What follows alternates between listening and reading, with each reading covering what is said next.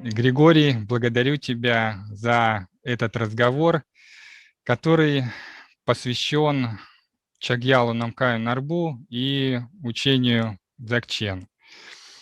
Хочу тебя попросить для людей, кто, может быть, не знает этого учителя или слышал только имя, представить Чагьяла Намкая Нарбу, рассказать об этом учителе и его роли в распространении учения Дзогчен в России и других странах, где говорят на русском языке.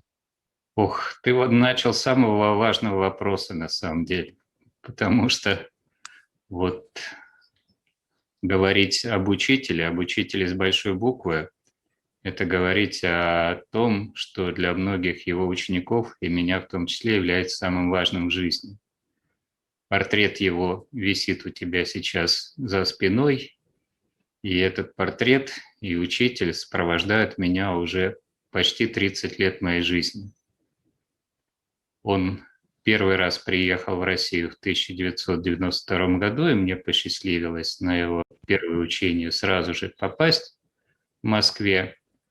Но сам этот учитель, я бы сказал, несопоставим ни с кем по своей активности и по своей роли в распространении и популяризации буддийских учений и учений Дзогчен в западном мире в целом.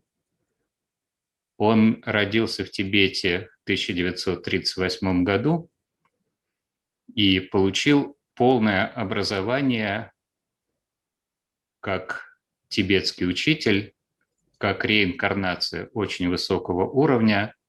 Он был признан буквально сразу после рождения реинкарнацией очень знаменитого, очень важного учителя Дхармараджа Бутана. И как таковой, вот как реинкарнация, он учился у очень квалифицированных и серьезных учителей, и поэтому уже к 16 годам, когда он закончил частично свое обучение в монастыре, он был одним из наиболее способных, я бы так сказал, и знающих молодых лам и молодых учителей. Но поскольку он встретил тогда же своего коренного учителя, если надо будет, я об этом могу, конечно, и подробнее рассказать, но это был совершенно другой этап его продвижения по духовному пути. И этот этап, опять-таки, по своей важности ни с чем сравнить нельзя, потому что в тот момент он, Намкай Норбу Ринпоче, получил не просто традиционное монастырское образование, но прямую передачу своего истинного состояния от величайшего учителя, который тоже не был знаменитым человеком, а просто жил в тибетской глубинке, и вокруг него собирались ученики, которые хотят заниматься серьезной практикой. Наш учитель увидел его во сне, он увидел место, где живет этот учитель, нашел его, отправился туда, и, как он много раз рассказывал, именно с того момента его практика стала по-настоящему практикой дзогчен, тогда он раскрыл свое истинное состояние. После этого в Тибете начались события, связанные с китайским вторжением. Какое-то время еще можно было там находиться, но когда обстановка стала уже совсем опасной, нашему учителю пришлось уехать в Индию. Там он тоже получил достаточно широкую известность именно в связи со своим фундаментальным образованием как тибетского ламы.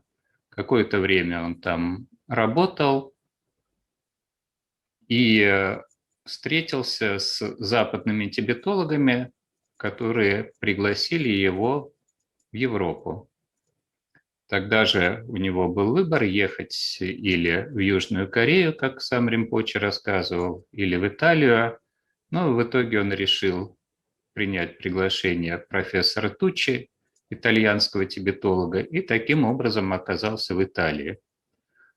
В Италии он вел абсолютно такую нормальную жизнь, я бы сказал, нормальную жизнь западного человека, даже западного ученого, потому что он преподавал восточные языки, тибетский, монгольский в университете Неаполя и очень долгое время просто был университетским профессором, ученым. Работал в сотрудничестве с профессором Туччи, писал работы, писал книги, но при этом оставался величайшим мастером тибетского буддизма, который живет очень скромной жизнью, и никто не знал даже, что он мастер. Но, тем не менее, постепенно вот его ученики в университете поняли, кто перед ними находится, и попросили его давать учения. Сначала он давал учения только на уровне тибетской йоги, физические какие-то движения, дыхательные упражнения, древняя система. Потом стал давать учения дзогчен, и начиная с 1976 года он организовал дзогчен-общину, то есть людей, которые следуют учению дзогчен, которые интересуются знанием дзогчен. Сначала это была Италия, а потом постепенно его слава как учителя распространилась по миру, и он основал много так называемых гаров, то есть центров дзогчен-общины, которые существовали в США, два на восточном побережье, на западном побережье, в Южной Америке два, в Венесуэле, в Аргентине, в России два, в Москве и в Крыму, в Австралии и в Китае. По охвату вот такого вот путешествия, своих путешествий, действительно его трудно с чем-то сравнить. А сам он себя называл тибетский учитель, который скитается по миру. Когда Советский Союз развалился, тогда же тибетские учителя, буддийские учителя получили возможность приезжать уже в Новую Россию. Тогда приезжало его святейшество Далай-лама. Это была моя первая встреча с буддизмом, 1991 год, празднование 250-летия буддизма в России, Улан-Удэ и Волгинский Дацан, куда мне довелось попасть. На учение Далай-ламы, там же я получил первые свои буддийские посвящения. А уже в 1992 году состоялся первый приезд Намкая Норбу Ринпоче в Россию. С тех пор он старался приезжать в Россию достаточно регулярно, или раз в 2 года, а потом каждый год до тех пор, пока в России тоже не возник центр дзогчен-общины, который называется Кунсангар, и который существует до сих пор в Подмосковье, недалеко от Павловского посада. Если кратко совсем, то вот так.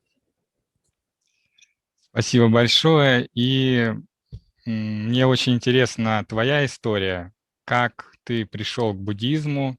Очень интересна твоя встреча была действительно с Далай-ламой в Бурятии.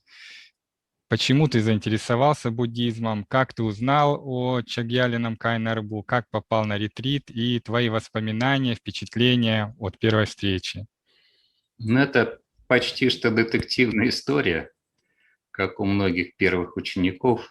Я по образованию физик, сам я закончил МФТИ и аспирантуру МФТИ, и до сих пор работаю по специальности. И МФТИ отличается тем, что там готовят людей, которые имеют очень свежий взгляд на мир. И уже на первом курсе МФТИ, как ни странно, вот когда мы еще в советские времена выезжали на картошку, то у одного из моих сокурсников с собой были не только учебники по физике, по математике, но и книжка Щербацкого о буддизме. Одна из немногих книг о буддизме, которая была доступна в Советском Союзе. И вот он однажды, читая эту книгу, обратил внимание на такой отрывок.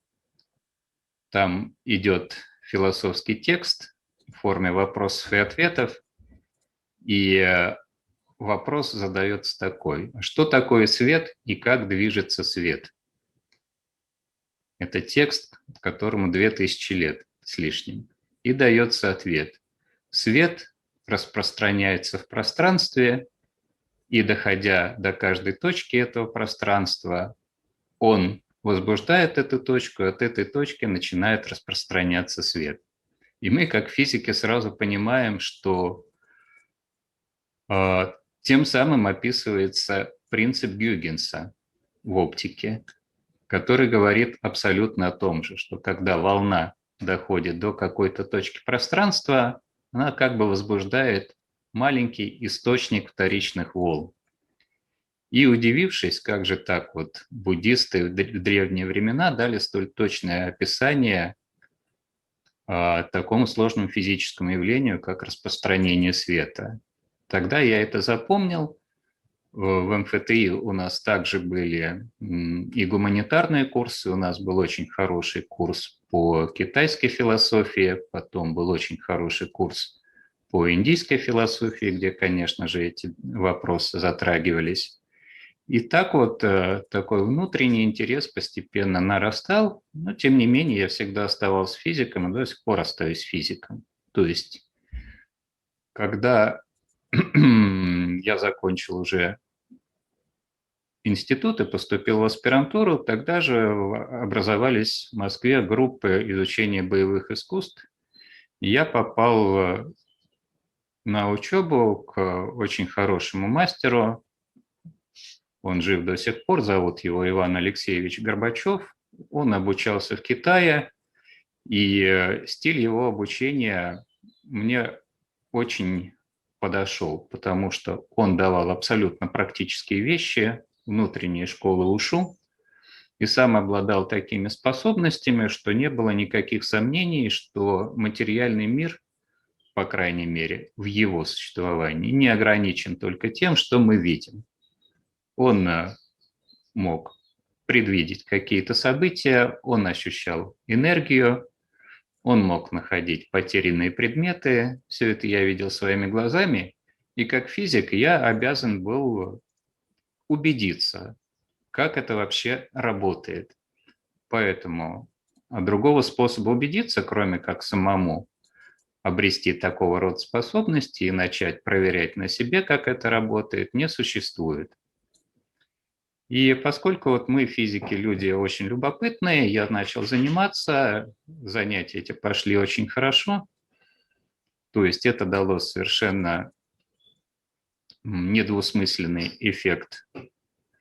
Я очень хорошо поправил свое здоровье, этот эффект до сих пор ощущается, то есть буквально за год из замученного учебы студента МФТ я превратился, в общем-то, в достаточно здорового человека и хорошо продолжал этим заниматься. И тогда же вот именно вместе с моим учителем по ушу мы поехали в Бурятию, и тогда же мы узнали, что приезжает в Россию Намкай Норбу Ринпоче, и вот всей группой, всей нашей группой ушу мы попали на учение Намкай Норбу Ринпоче. Как сам Ринпоче объясняет, такого рода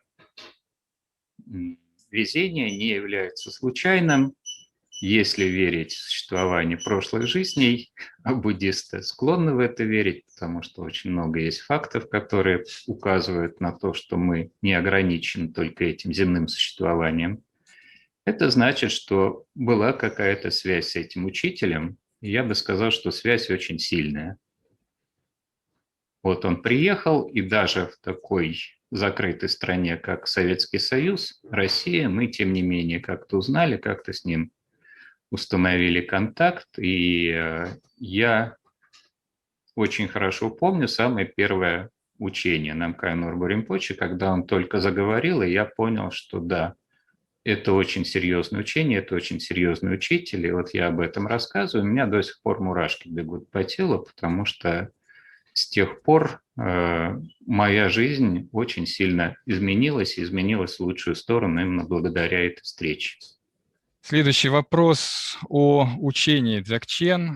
Расскажи, пожалуйста, что это за учение? Кратко, может быть, его историю. Говорится, что это учение существует не только на Земле. Что это может означать? Вообще лучше этот вопрос именно об истории задавать тибетским ламам, потому что нам, западным людям, Ринпоче передавал учение Дзогчен именно в абсолютно его практическом аспекте. То есть учение Дзогчен – это не религия. Учение Дзогчен – это знание нашего истинного состояния, которое в совершенно разных странах, культурах, людях может проявляться в очень разных формах. И поэтому говорить, что учение Дзогчен является буддизмом, это и правильно, с одной стороны, а с другой стороны, это не полное изложение. На Земле учителем буддизма является Будда, поэтому это называется буддизмом. Большинство тибетцев считают и называют себя буддистами. Учение Дзогчен существует в рамках, в том числе и буддийской традиции, но не только буддийской традиции. В Тибете оно существует также в рамках традиции Бонпо. Поэтому сказать, что Дзогчен – это буддизм, это правильно. Сказать, что Дзогчен – это Бонпо, это тоже правильно. Но правильнее сказать, что Дзогчен – это учение, которое выходит за пределы ярлыков, за пределы ограничений. Если мы благодаря этому учению открываем внутри себя подлинное знание, наше истинное состояние, то тогда мы тем самым становимся и не буддистом, и не бонпо, а практиком знания того, как оно все есть на самом деле. В этом плане мы можем применять на самом деле любые методы. И сам наш учитель говорил, что он никогда не был ограничен ни какой-то школой, ни какой-то традицией, ни даже буддизмом в целом.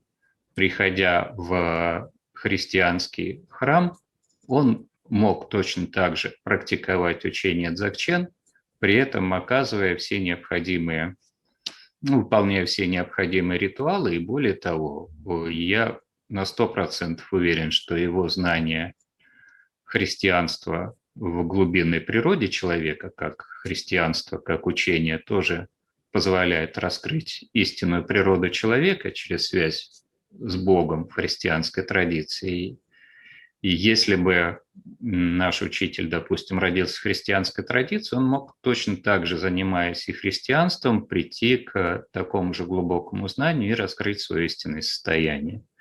Несектантский характер учения Дзогчен чрезвычайно важен. Как только человек начинает ставить искусственные ограничения и говорить, что мое учение уникальное и самое лучшее, а другое учение плохое, неправильное, он попадает в очень опасную ловушку. От этого предостерегают и его святейшество Далай-лама, и все хорошие, серьезные учителя, начиная с моего учителя по Тайцзи Цюань, говорят об одном и том же. Ни в коем случае нельзя впадать в такой сектарный взгляд на вещи. Нужно быть открытым, нужно открываться миру, нужно открывать знания внутри себя, делиться этим знанием. Тогда, если это знание реальное, вы будете помогать другим людям, и также вы будете работать с своим состоянием, как оно есть, а не с фантазиями. Что говорится в учении Дзогчен о потенциале человека, что мы можем раскрыть, что является истинным состоянием каждого человека? В учении Дзогчен есть знание о том, какова наша истинная природа, и она же называется истинной потенциальностью. Когда мы говорим о том, что мы знаем свое истинное состояние, это означает, что мы знаем, как работает наш ум, откуда возникают наши эмоции, как наши эмоции обусловливают наши поступки, как из этих поступков складывается наша судьба. Такое знание есть не только в дзогчене. Буддизм в целом характеризуется тем, что он дает очень глубокое и очень адекватное понимание того, как работает наш ум, как говорят буддисты. То есть, почему у нас бывают такие мысли, а не другие мысли, почему иногда эти мысли вызывают у нас определенные состояния, подталкивают нас к каким-то действиям. Но учение дзогчен идет еще глубже. Оно говорит, что сам ум является тоже своего рода проявлением. Проявлением чего? Проявлением нашей истинной природы, которая излагается в учении дзогчен очень практическим образом. Мы знаем вот первое, второе, третье, мы знаем состояние за пределами ума, мы умеем работать с этим состоянием, и в каком-то смысле это знание, с одной стороны, практическое, а с другой стороны, его словами очень трудно передать. Наш язык не приспособлен к передаче этого знания. Как правило, это знание излагается на символическом языке. То есть наша истинная природа может уподобляться зеркалу, которое чистое, прозрачное, ясное и которое способно отражать все, что в нем проявляется. Перед ним предстает предмет, в зеркале возникает отражение. Эти два аспекта проявления, внешнее и внутреннее, неразрывно связаны, и в этом есть природа зеркала. Точно так же и наш ум является своего рода зеркалом, в котором мы воспринимаем отражение и внешнего мира, и каких-то внутренних состояний. Но этого знания для полной реализации дзогчен недостаточно. Я сейчас, к сожалению, опять натыкаюсь на ограничения своего языка, но советую людям, которым это интересно, почитать книгу «Кристалл и путь света», где наиболее понятным образом излагается, что такое наше изначальное состояние, что понимается под основой, что такое мудрость изначального состояния, что такое потенциальность и так далее. Если я об этом буду говорить, это разговор на 5 часов на самом деле. В контексте известных путей буддизма говорится о постепенных и непостепенных путях достижения состояния Будды. Да. Как известно, дзогчен относится к непостепенным путям, и что это означает? Действительно, есть в буддизме разделение на постепенные и непостепенные пути. Постепенные пути предполагают, что мы шаг за шагом развиваем свои способности и продвигаемся к заранее известной обозначенной цели. Например, такой целью может быть постижение пустоты, шуньяты, как говорят в буддизме. Если мы движемся к этому постепенно, это означает, что мы применяем наш ум для того, чтобы понять, что является пустотой, что не является пустотой на практике. И, скорее всего, мы сталкиваемся с тем, что все проявленное, материальное, что мы можем пощупать, пустотой на самом деле не является. Если мы добросовестно следуем этому пути и все-таки хотим понять, что такое пустота, то нам нужно отказываться от того, что нам пустоту застилает, а именно какие-то материальные ограничения, например, деньги. Если от этого отказаться, вроде бы становишься ближе к пустоте, и логично доводя эту идею до конца, нужно уходить в монахи, запираться в монастыре и пытаться понять пустоту тогда, когда от нее ничего не отвлекает. То есть долгая медитация, сосредоточение на своем уме и постижение пустоты. Этот путь долгий и постепенный. Каким-то людям подходит именно такой путь, потому что очень трудно ухватить то, чего ты не знаешь, и не знаешь, как к этому идти. Поэтому ни в коем случае нельзя говорить, что один путь лучше, другой путь хуже. И в буддизме говорится, что есть пути для людей с самыми разными наклонностями и способностями. Как раз вот 95 или 99, или я не знаю сколько людей, получат больше пользы, если они будут заниматься постепенным путем. Но в то же время есть и другие методы, которые подходят другим людям, которые почему-то по какой-либо причине способны ухватывать суть очень быстро. Например, при постижении пустоты есть дзенский метод, методы дзен-буддизма или чань-буддизма, где с самого начала говорится, что не нужно постепенно развивать свои способности, а нужно сразу пытаться выйти за пределы ума и понять непосредственно, экзистенциально, что такое пустота.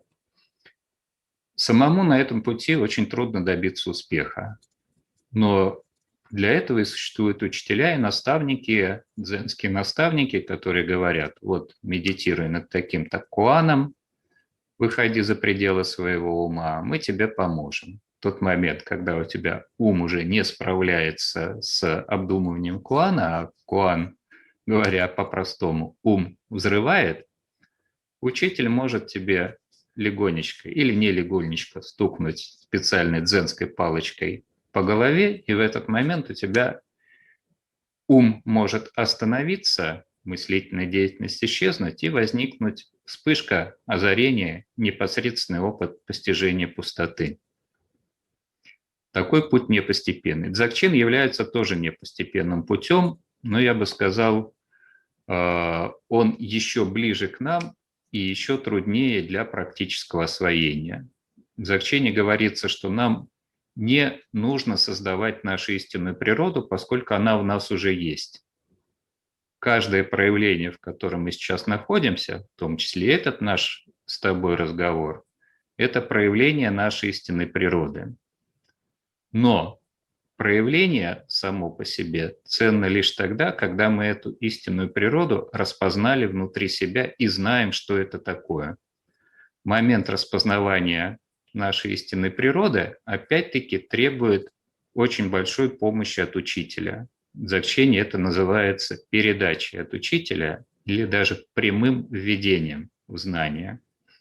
Вот этот момент прямого введения не может осуществляться постепенно.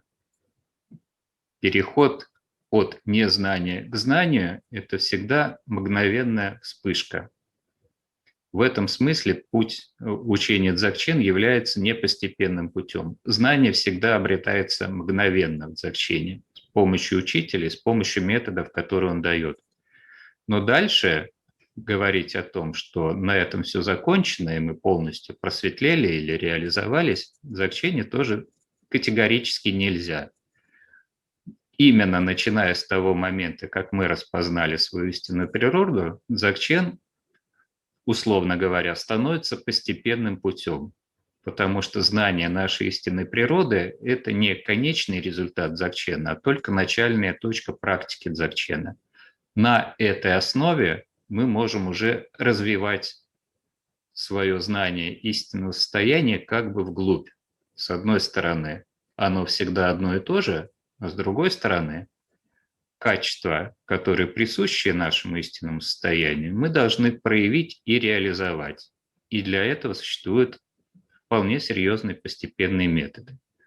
Поэтому Дзогчен, я бы сказал, выходит за ограничения двойственности постепенного пути и непостепенного пути. Ты уже сказал, что важным моментом в Дзogchen является передача этого знания, прямое введение, которое осуществляет учитель. Кроме этого, какая роль у учителя в продвижении, в развитии ученика? Ключевая роль на самом деле. Этот вопрос настолько важен, что я, пожалуй, сошлюсь на слова самого Ринпоче. Он говорит, что сейчас есть очень много учителей, и чему-то вы можете учиться не только у учителей буддизма, а у любых учителей. Но в то же время достижение глубочайшего знания своей истинной природы должно опираться на настоящего учителя. Настоящий учитель – это что такое? Это учитель, который сам доказал своей жизнью, своей практикой, что он владеет этим состоянием.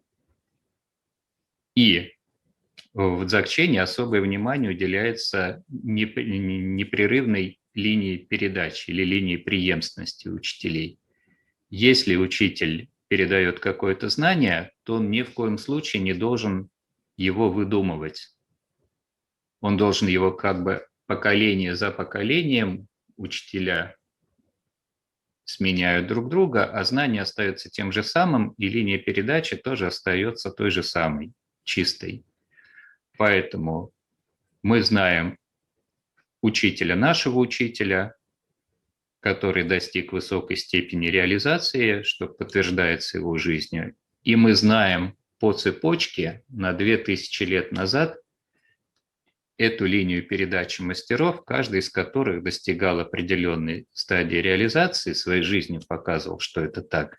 И таким образом его ученики тоже имеют возможность достичь этой степени реализации. Поэтому роль учителя, во-первых, состоит в том, что он не изобретает учение, а как бы воспроизводит его своей жизнью и тем самым дает и ученикам возможность достичь тех же результатов, что достиг он. И с другой стороны, он гарантирует для учеников именно чистоту линии передачи. Вот это вот, наверное, самое важное и самое сложное.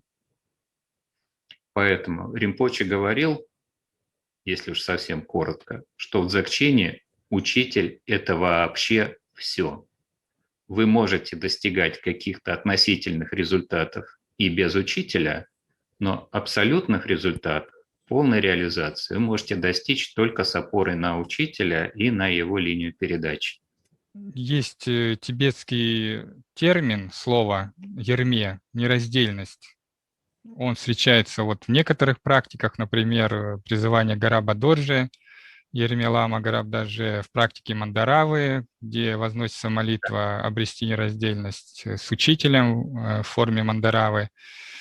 Что означает нераздельность с учителем? Это означает, что знание, которое учитель передает тебе, ученику, становится твоим, и ты понимаешь, что такое же знание есть теперь у тебя, какое было у учителя. И фактически вот твое знание персонифицируется в образе учителя. Это состояние, которое, опять-таки, невозможно описать человеку, который его не испытывал, но тот, который испытывал, он очень хорошо знает, о чем я говорю сейчас.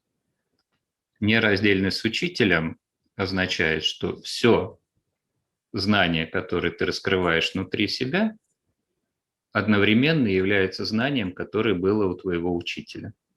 Что касается руководства, практического руководства, у нас есть несколько, например, моделей из древнего прошлого, ну, самый яркий Тилопа Наропа и отношения, возможно, назвать слуга и господин. Сейчас ситуация такова, что в большинстве случаев мы, ученики, находимся в большом количестве перед учителем и слушаем учения. Не всегда у нас есть возможность задавать вопросы, как происходит все-таки руководство, какие отношения выстраиваются между учителем и учеником, ну, в настоящий момент, как это происходит.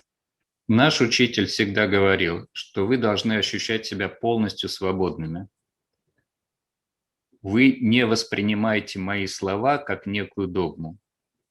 Вы воспринимаете мои слова как советы и проверяйте своей жизнью, работают эти советы или не работают. Если я вас обусловливаю, это плохо. Но если я вам даю советы, вы делаете, исходя из своего понимания, не следуя им, то посмотрите по результатам своей жизни. И очень часто бывало так, что человек не понимает совет Ринпоче, делает по-своему и потом убеждается, что Ринпоче был прав.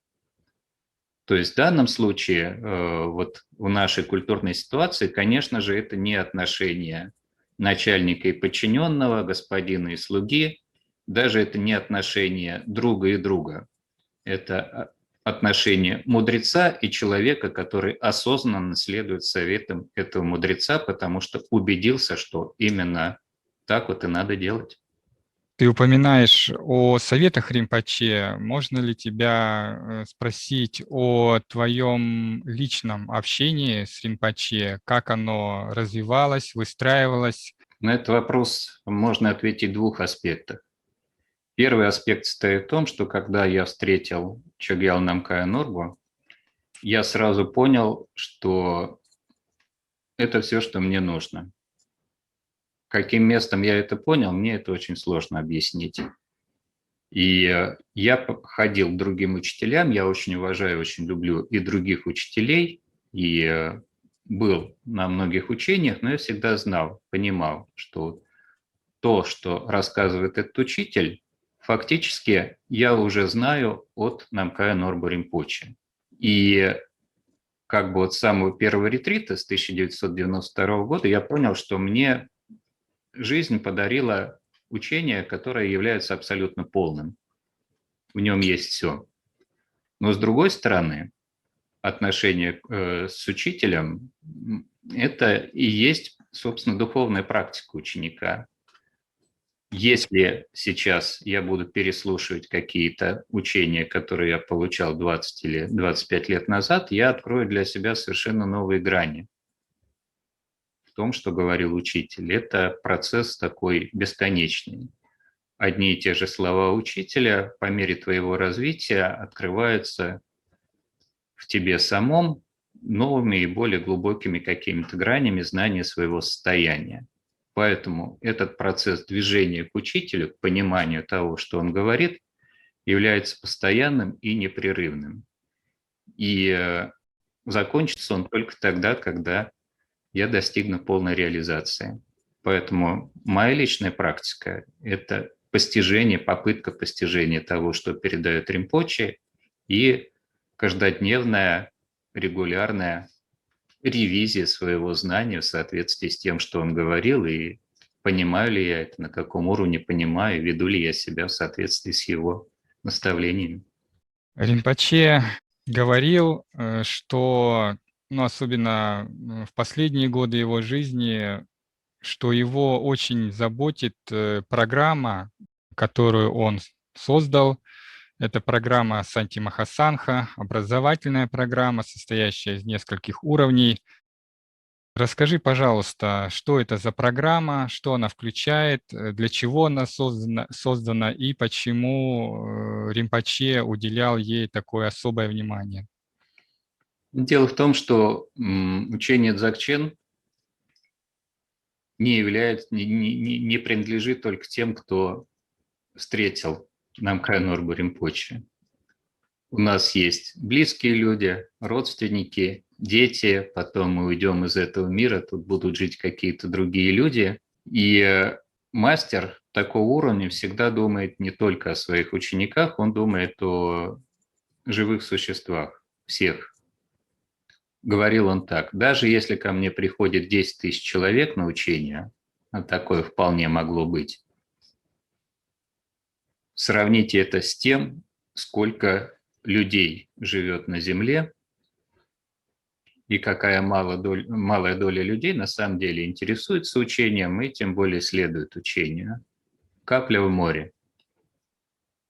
И в то же время он говорил, что я очень хорошо знаю, что если вы серьезно следуете этому учению, то это очень сильно поможет вам в продвижении по жизни, в том числе и в решении каких-то житейских проблем, потому что наше учение очень практичное, очень практичное. Я жизнь прожил именно так, как прожил, благодаря тому, что я воспринимал учение не просто как какой-то набор духовных практик, а как инструмент продвижения в этой жизни, решения каких-то проблем. Поэтому для того, чтобы реально помогать другим людям, нужно иметь уже соответствующую базу, основу в виде своего знания. Эта база просто так не создается, она требует серьезных усилий. Вот людям проще эту базу воспринимать именно в виде таких вот постепенных ступеней. Для этого была создана программа Санти Махасанхи, когда мы, начиная с основы, с базового уровня, выполняем какие-то практики, изучаем какую-то теорию. На основе этой практики, этой теории мы получаем какое-то знание, более глубокое знание о себе и продолжаем двигаться дальше. Те, кто хочет продвигаться дальше, вот имели возможность развиваться таким образом. Предполагалось, что эта программа Санти Махасанхи будет состоять из 9 ступеней, не считая базового уровня. Базовый уровень, он открыт для всех. Следующие уровни достигались по мере того, как человек осваивал предыдущие уровни, сдавал экзамены и переходил дальше. И замысел всей этой программы состоял в том, чтобы довести людей, которые следуют этой программе, до знания, до реального знания того, как передавать учение другим людям. То есть исходный замысел состоял в том, чтобы ученики сами становились учителями дзогчен и передавали дзогчен другим людям. Конечно же, это очень амбициозная цель, и среди нас, западных людей, просто не оказалось учеников, которые за очень короткое отведенное нам в этой жизни время смогли освоить всю эту программу целиком. Порядка 100 человек освоили 3 ступени этой программы. Это очень много, потому что качественное, хорошее освоение одной ступени – это несколько лет серьезной практики, серьезной работы. Реально серьезной работы. Но по мере того, как люди продвигались в своей практике, Ринпоче видит, что какие-то отдельные вещи мы можем объяснять, ученики, старые опытные ученики. Поэтому в 2002 году на острове Маргарита в Венесуэле он организовал первое обучение таких вот учителей, и тогда 10 человек, я один из них, получили авторизацию инструктора СМС, инструктора Санти Махасанхи. На русском языке мы предпочитаем говорить именно инструктор, чтобы такое сакральное слово, как учитель, не применять к самому себе. Не применять к самому себе. Хотя сам наш учитель называл это по-английски teachers of Санти Махасанга, то есть учителя Санти Махасанхи. Люди, которые могут чему-то учить. Вот уже почти 20 лет у меня есть такая авторизация, такие полномочия, и по мере своих сил я тоже стараюсь учить тому, чему могу. Но здесь очень важно, чтобы самый главный совет Ринпоче инструкторам и учителям воплощался в жизнь, что учить людей вы можете только тому, что сами реально знаете. Причем знаете на таком глубоком уровне, что можете это передавать уже другим людям. Еще один интересный момент про Ринпоче. Кроме того, что он действительно много лет посвятил себя обучению, в частности, обучению Санти Махасанхи, базового уровня для всех людей, у него была особенность. Он, кроме учений традиционных, учений дзогчена, устной традиции, он получал и учил учениям, которые он получал в чистых измерениях или через свои сны, учения, которые вот в традиции Нингма называются терма. Да. Можно ли немножко рассказать об этой стороне его обучения, его деятельности, его способностях? Что это за учения были? Это очень редкое, в принципе, явление. Это и не только сейчас редко, это во все времена было редчайшее качество. Учителя такого уровня рождались, может быть, раз в 50-100 лет в Тибете, когда благодаря глубинному знанию своей истинной природы Ринпоче не был ограничен жизнью только в этом измерении.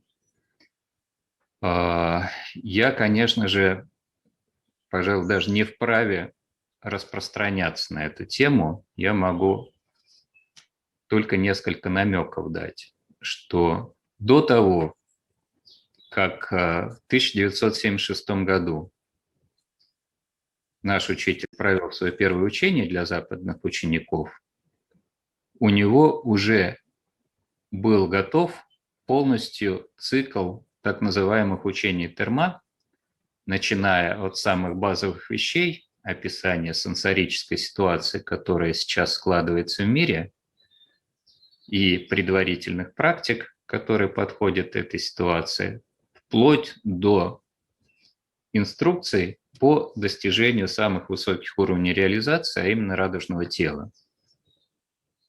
Все эти учения были получены нашим учителем во сне.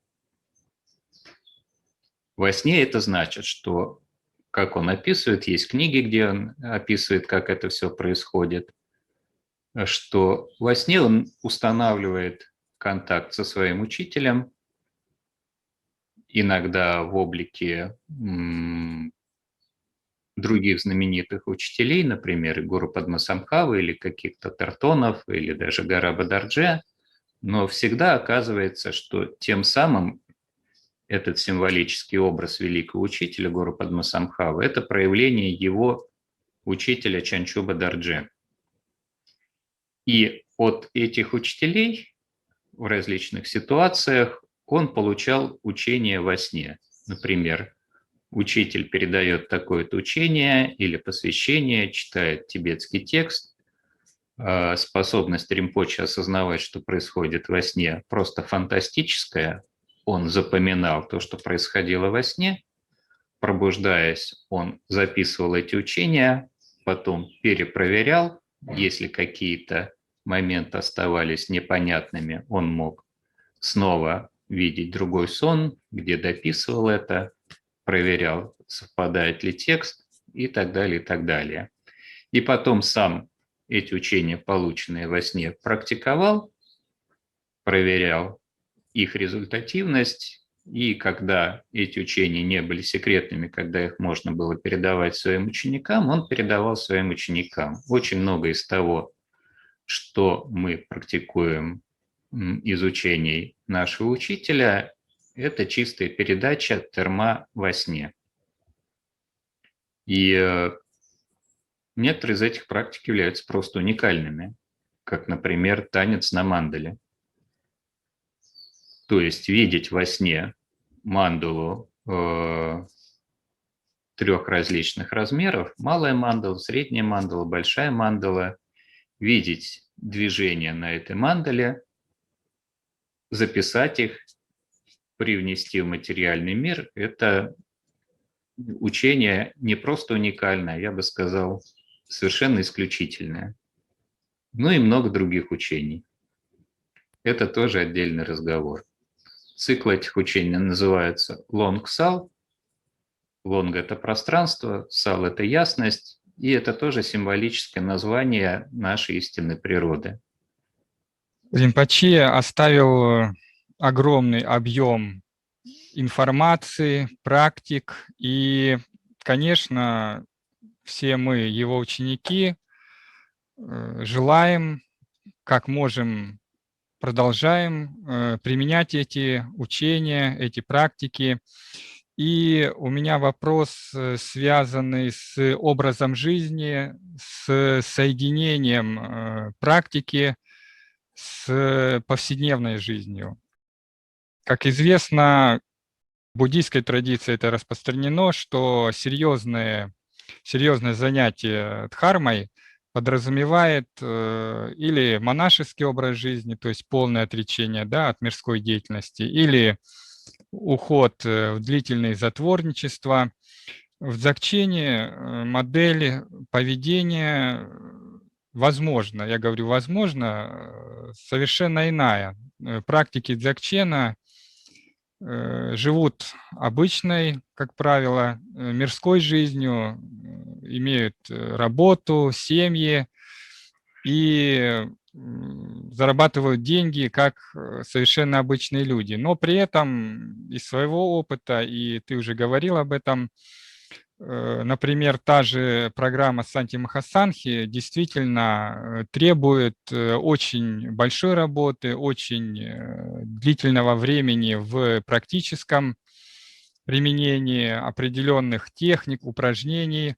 Как же все-таки эффективно практику дзогчена применять это учение, применять те наставления, которые и передачи, которые дал Чагьял Намкай Норбу.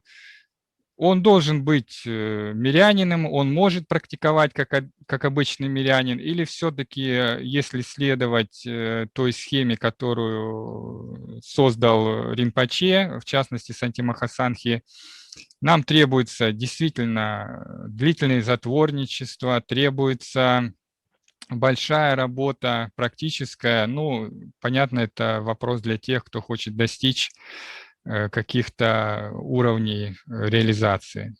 Это очень сильно зависит от человека.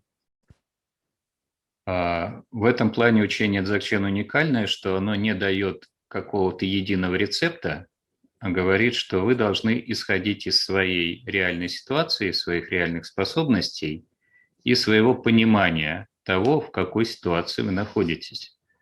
То есть если у человека есть семья, ответственность какая-то, допустим, перед своими детьми, то попытка его уйти в длительное затворничество приведет лишь к тому, что эти люди останутся без средств существования и, скорее всего, несчастными.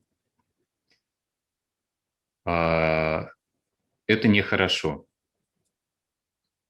Но такой человек вполне может практиковать дзогчен и оставаясь в миру. В моей личной жизни были ситуации самого разного толка. Я в длительное затворничество по по монашескому рецепту никогда не уходил, но в то же время всегда я старался свою жизнь выстраивать таким образом, чтобы у меня было пространство и время для личной серьезной практики.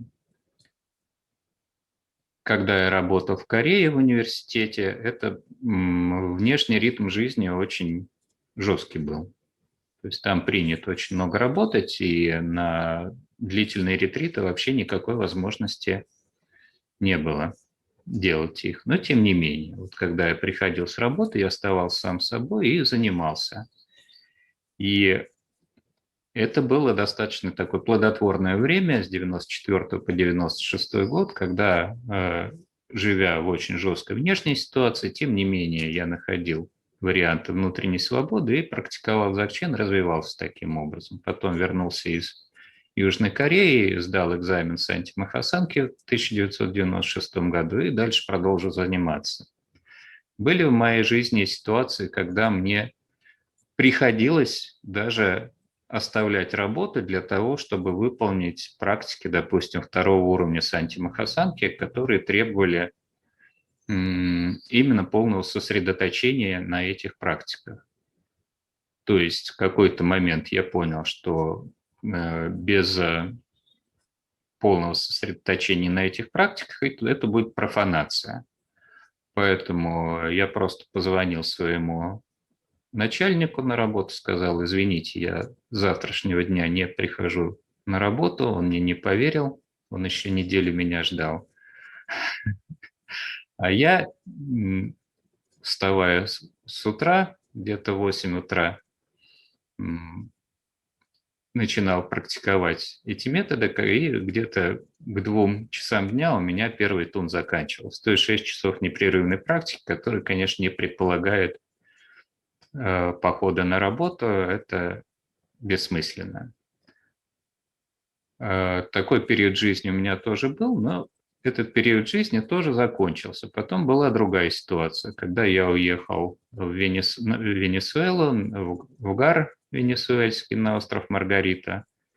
И там, казалось бы, на работу ходить не нужно, можно целиком заниматься практикой, но тем не менее,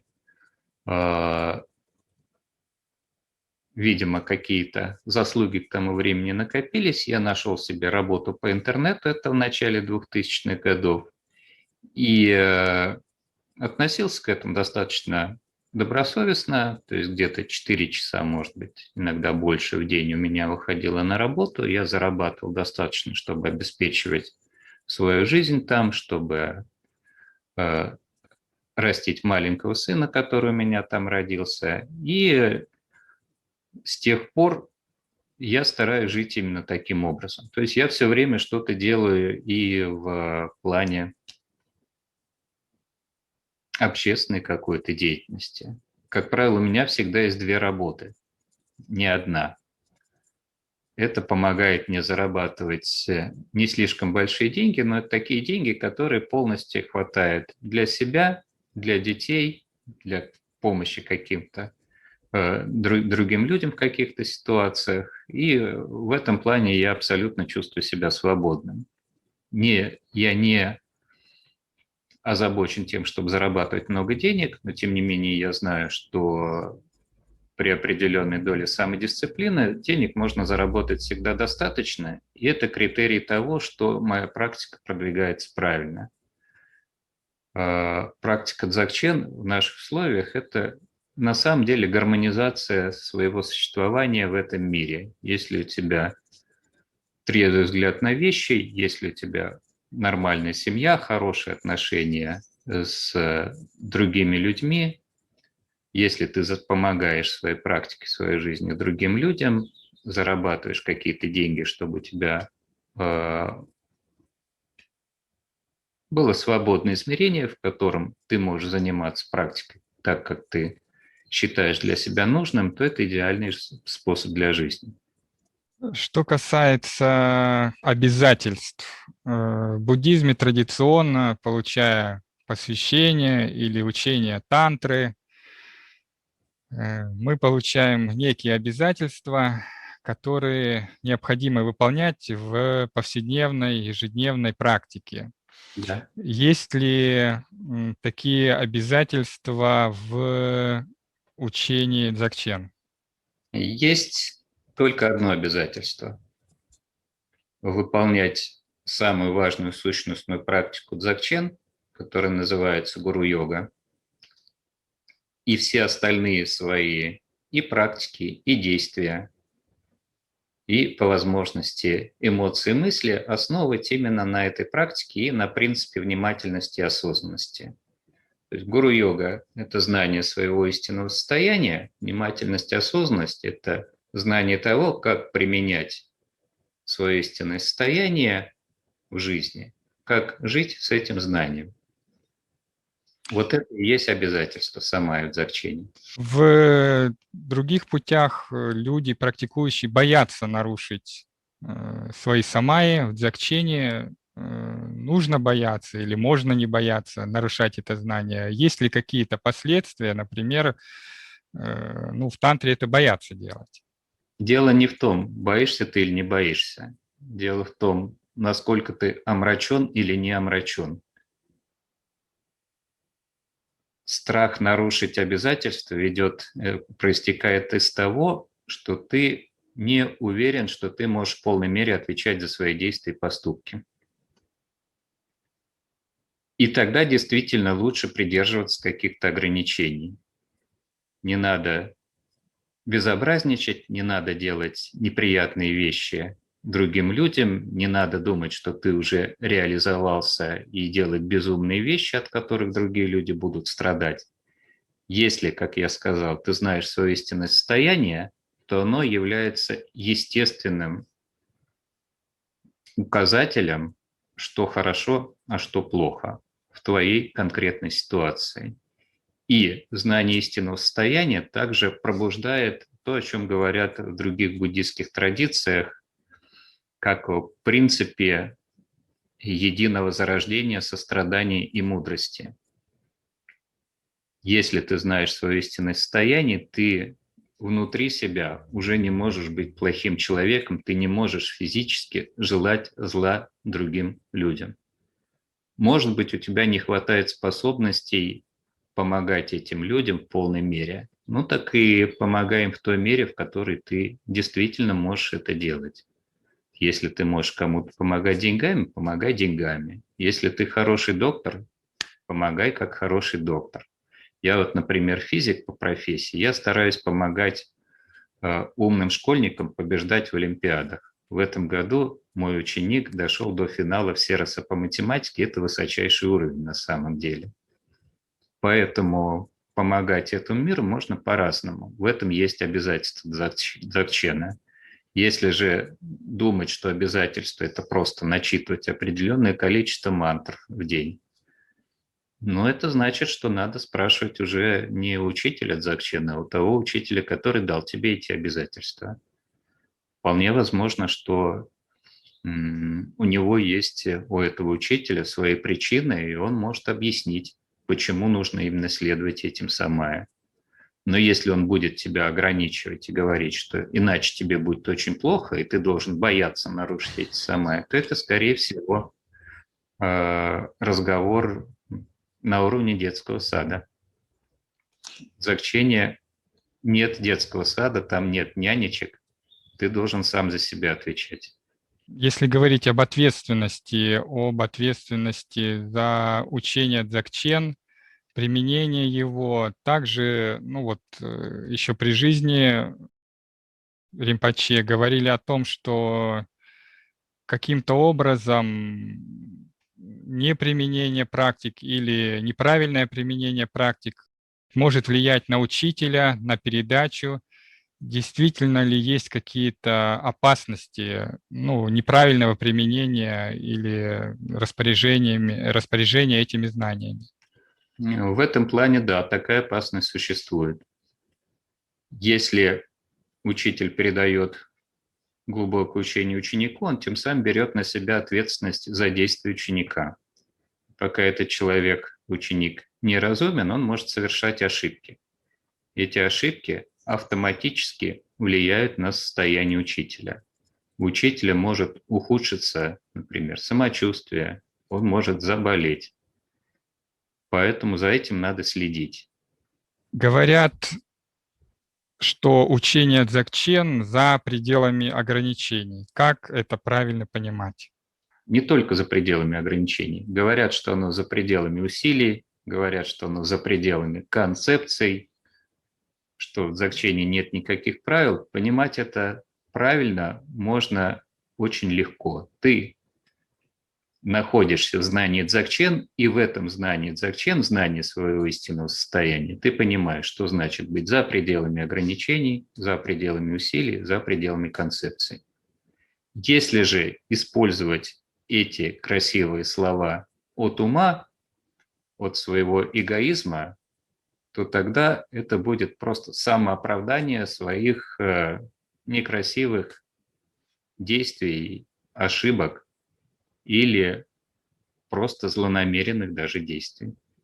В буддизме говорят об избавлении от омрачений. У нас есть известные 5 ядов или больше, там, или 84 тысячи омрачений.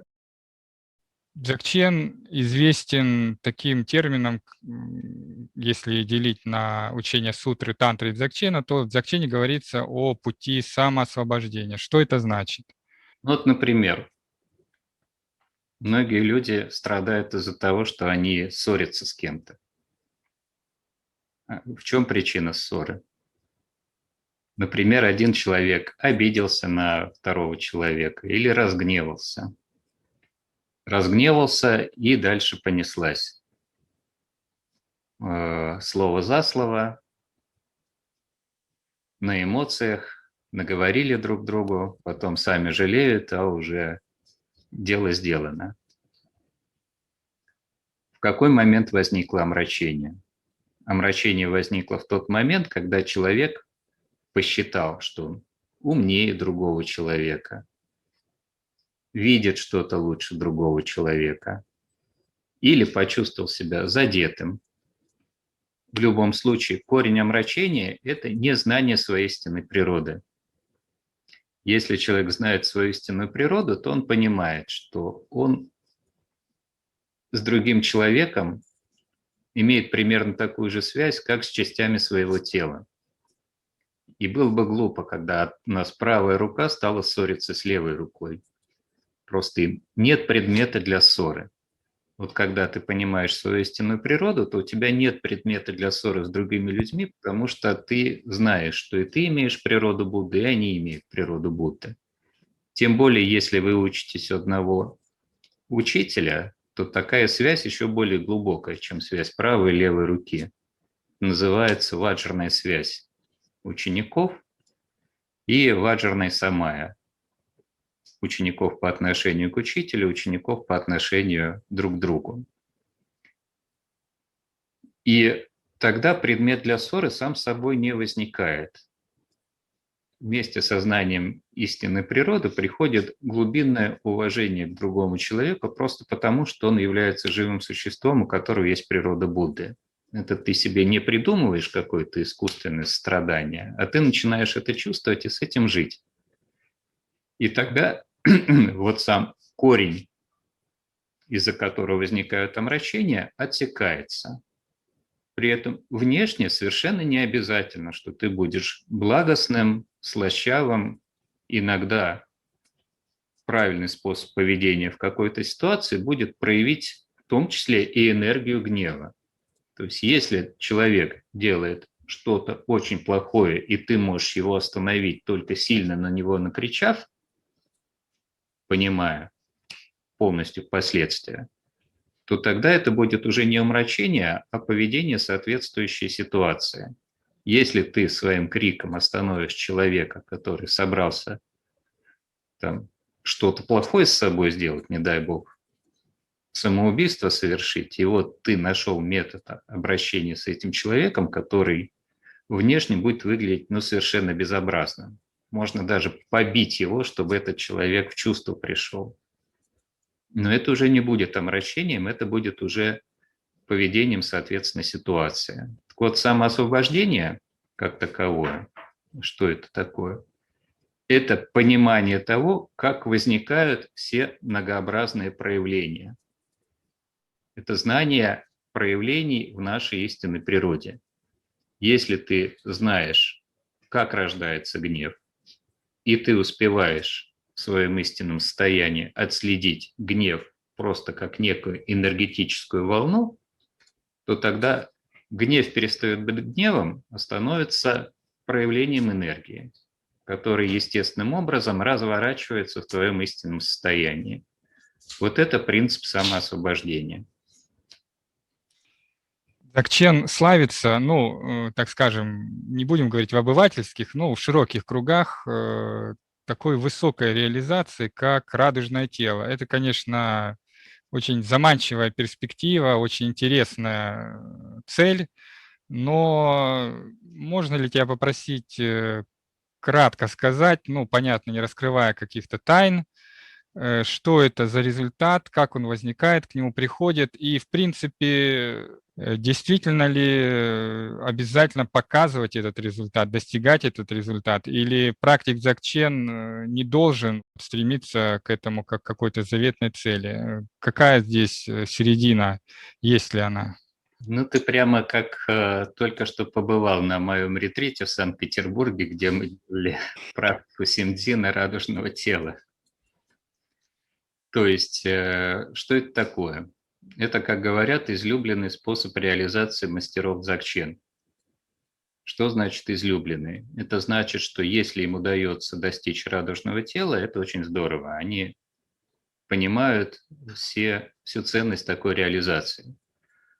Физически это означает, что человек освобождается от зависимости от своего материального тела и переходит в другую форму существования, которая по слухам, которые доносятся из этой формы существования, активно. То есть человек не теряет индивидуальность, он продолжает быть живым существом совершенно особенным. То есть гуру Падмасамбхава – это гуру Падмасамбхава, Гарабдаджи – это Гарабдаджи, и все мастера, которые достигли радужного тела, это тоже живые существа, но живые существа, которые обладают уже совершенно иным качеством знания. Знания того, как создается материальный мир из сущности элементов, и как этот материальный мир можно растворять в сущности элементов. Чем они там занимаются в радужном теле, это надо у них спрашивать, и каждый из нас может попытаться это сделать, благо что полнота учений у нас у всех есть. Но ты еще спрашиваешь, стоит ли к этому стремиться или это фантазия. Так я правильно понял? Поскольку есть люди, которые достигают этого результата, это не фантазия. Значит, мы этого тоже можем достичь. Я всегда советую ставить себе такую цель в практике, именно достижение радужного тела. Потому что, когда ставишь перед собой высокую цель, то ты как бы заглядываешь дальше. Пусть даже эта цель не достигается в этой жизни, но тем не менее ты понимаешь, что такие-то и такие-то твои действия помогают достижению этой цели, а другие, наоборот, не имеют к ней никакого отношения, являются просто потерей времени. И вот постановка такой высокой цели, как достижение радужного тела, позволяет тебе структурировать свою практику и каким-то образом организовать свою жизнь, чтобы эта практика становилась более реальной. И более того, вспоминая о радужном теле почаще, ты получаешь совершенно конкретные результаты и на физическом уровне. То есть ты становишься более радостным, теплым человеком, у тебя лучшее состояние здоровья, у тебя более гармоничное состояние элементов, какие-то отношения с другими людьми тоже выстраиваются. Поэтому ответ однозначно да. Нужно понимать, что такое радужное тело, хотя бы на уровне вот объяснений учителей, и строить свою практику так, чтобы рано или поздно ты в этом радужном теле оказался. Сейчас российские ученые, наверное, ты знаешь, слышал, с большим интересом относятся к такой теме, как Тугдам, посмертная медитация. Вот ты как физик с точки зрения ученого, знатока этой западной науки, можно ли сказать, в чем основа проявления радужного тела, такой возможности? Есть ли какие-то научные западные объяснения этому феномену? Пока нет.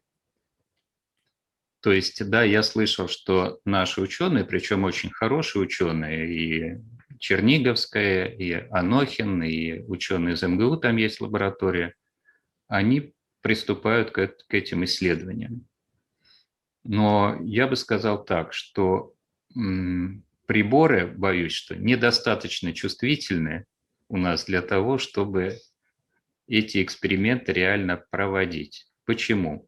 Потому что вот ключевым, может быть, сейчас нерешенным научным вопросом является проблема сознания. Что такое сознание?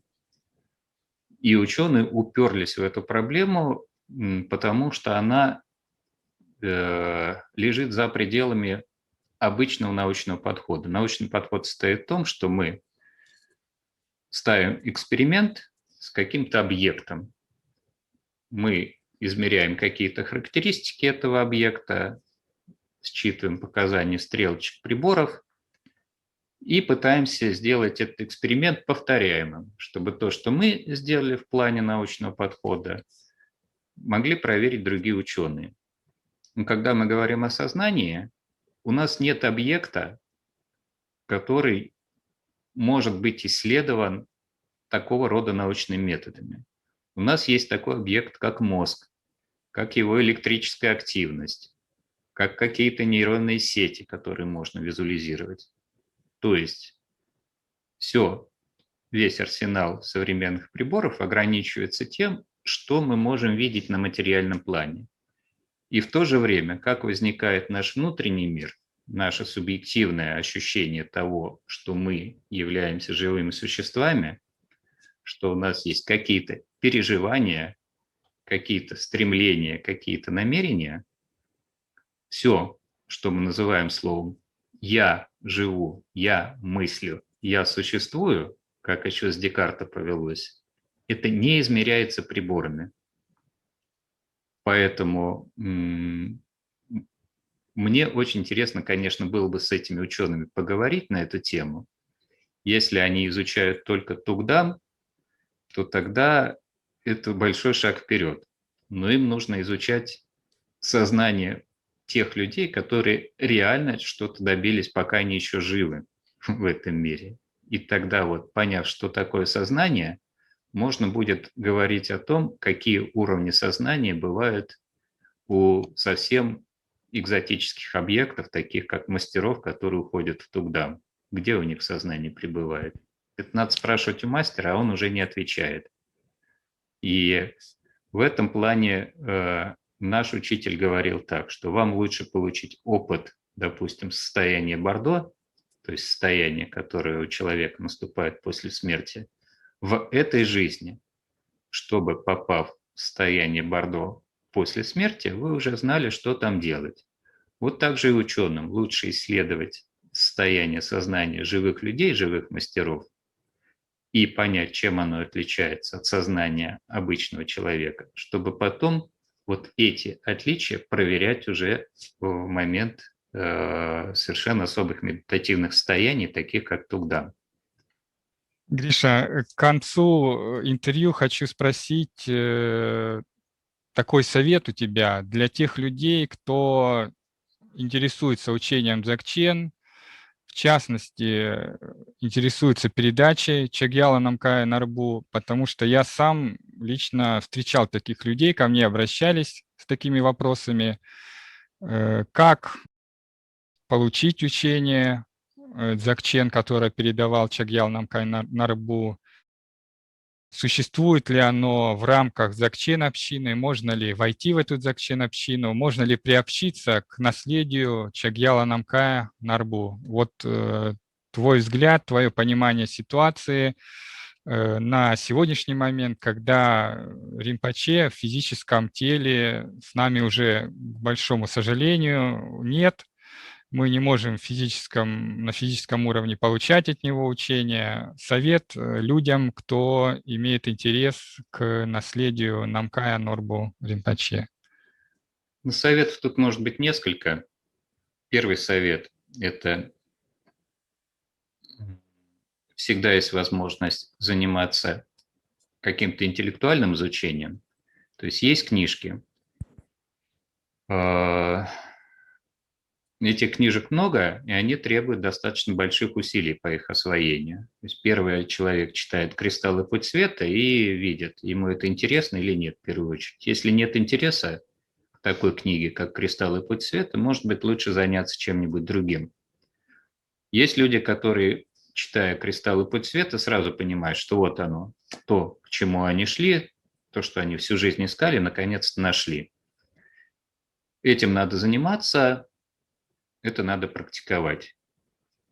Пока с нами был учитель, это было проще, конечно же. Нужно было получить передачу учения от него, то есть или поехать к нему лично, или получить передачу по интернету. Сейчас такая возможность закрылась полностью. Поэтому, когда ты спрашиваешь, можно ли получить учение Чогьяла Намкая Нарбу сейчас, я говорю, нет, нет его с нами, поэтому учение Чогьяла Намкая Нарбу от Чогьяла Намкая Нарбу физически мы получить не можем. Но это не значит, что мы не можем получить учение Дзогчен так, как он его передавал. У него есть сын, у него есть дочь. И сын Еши Намкай обладает полномочиями передавать это учение. В прошлом году, в 2020 году, такая передача в Меригаре планировалась. К сожалению, она не состоялась из-за пандемии. Пришлось все отменить. Как будет дальше развиваться эта ситуация, я не знаю. По крайней мере, вот сам Еши Намкай, когда он об этом рассказывал, он говорит, что такая возможность есть, я могу людям давать передачу, если они будут ко мне приезжать, если они будут ко мне обращаться. Но в то же время он говорил, что он очень просит делать это людей, только которые по-настоящему, по-серьезному заинтересованы в получении этого учения. Не для того, чтобы приобщиться, в кавычках, к Дзогчену, не для того, чтобы почувствовать себя в тени или в сене такого великого учителя, как Чогьял Намкай Нарбу, а именно потому, что этот человек чувствует, что Дзогчен – это самое важное в его жизни. Тогда можно попробовать написать письмо Еше Намкаю, люди ему пишут, он им отвечает, и сейчас ответы такие, что когда будет такая возможность, когда ситуация будет благоприятной, да, можно будет у него попросить учения, если он решит даст это учение, значит, будет его давать. Если решит не давать, это его право. Наверное, последний вопрос, такая просьба. Я предварительно тебя просил рассказать, может быть, я не знаю, случай, историю, наставление, какую-то ситуацию с Римпоче, с Чагьялом Намкаем Нарбу, которая была для тебя важной, запоминающейся, ну, самой яркой, которая осталась в твоем уме от общения с учителем. Ну, если такой нет, какие-то общие слова о Чагьяле Намкае Нарбу. Я могу сказать так вот, что в моей жизни были ситуации, которые другие люди назвали бы чудесами. Мне как физику это особенно интересно, потому что физик обязан, встретившись с чудом, разобраться в том, что на самом деле произошло. Как в одной из повестей братьев Стругацких «За миллиард лет до конца света», там говорится, что если я, как ученый, обнаружу, что черти действительно существуют, то я буду обязан наладить производство святой воды в промышленных масштабах. Так вот и здесь.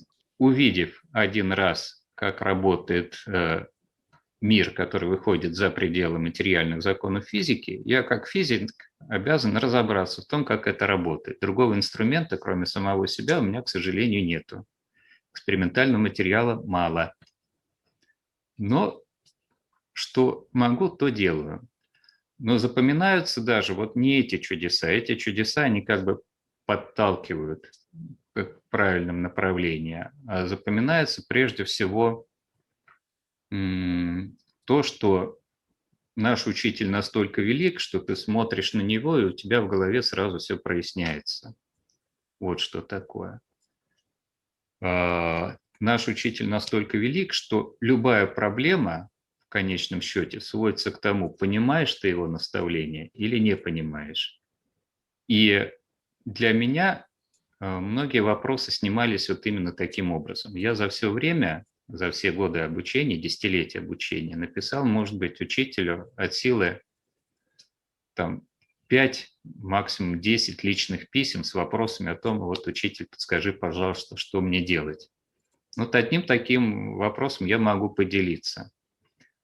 Когда мне нужно было делать вот эти практики, о которых я раньше говорил, и уходить с работы, я написал учителю письмо, что вот я хочу по-серьезному освоить второй уровень Санти Махасанки, для этого нужно делать серьезные практики, хочу уйти с работы, посвятить этому времени и посвятить больше внимания развитию дзогчен общины, как мне лучше поступить. И вот что мне ответил Римпоч. Он говорит: Гриша, ты знаешь языки, ты умеешь работать на компьютере. Это значит, что ты найдешь себе работу в любом месте мира, где бы ты ни был. И, оказавшись в этом месте, если хочешь, да, пожалуйста, делай что-нибудь для дзогчен общины. Вот это был совет учителя, как мне поступить. И вот я поступил в соответствии с этим советом. И действительно так оказалось, что уйдя с работы, я подготовился хорошо к этому экзамену, сдал этот экзамен. Это было для меня достаточно серьезное продвижение в практике на самом деле. Потом я 3 года посвятил развитию Северного Кунсангара. И в конце этого времени как раз вот и сложилась ситуация обучения инструкторов Санти Махасанки на Маргарите, куда я уехал, стал инструктором, и с тех пор так и живу.